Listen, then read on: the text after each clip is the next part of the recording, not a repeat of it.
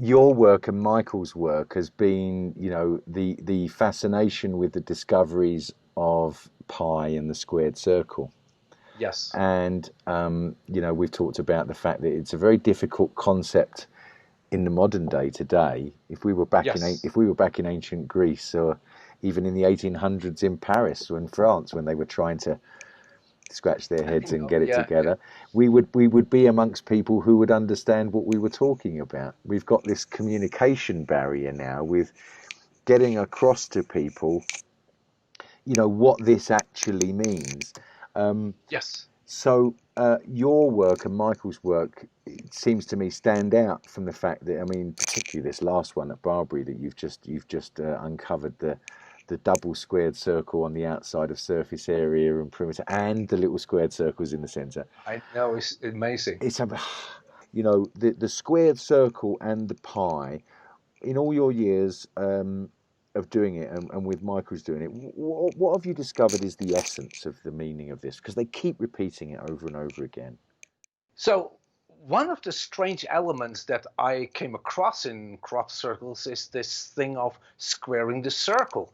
And that's a really strange phenomenon. Michael Klickman got intrigued by it, and through him I got intrigued by it. And he had his ideas about it, I had my ideas, and it's a very difficult concept, and it's also very ugly to look at.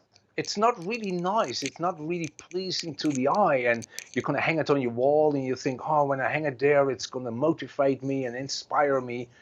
So it took a long time before I got some grip on it. And it's only when I talked or when I read about Carl Gustav Jung and his fascination for a thing that's called complexio oppositorum. And that means it's two things that are opposite of each other and still exist at the same time, even though they exclude each other. Now, that's a difficult concept, but think of light. Light has a wave character and a particle character. And those cannot really exist at the same time in our mind. But they still do. We see light and it acts like it's a wave or it acts like it's a particle.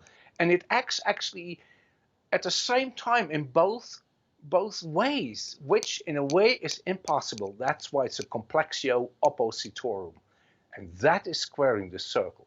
It's actually two things at the same time. It's a circle and a square, but it's saying from look, we are two different things, but we are still the same thing at one time.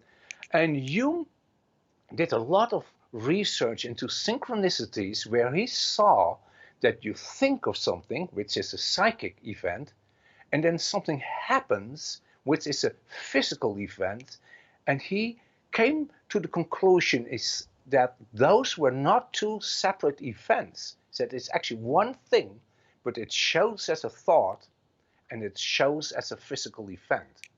But it's the same thing, and squaring the circle is a kind saying the same. It They're two different things, but they happen at the same time. It's really fascinating, and I can really recommend people to read about Jung and about synchronicities because all the secrets are hidden there.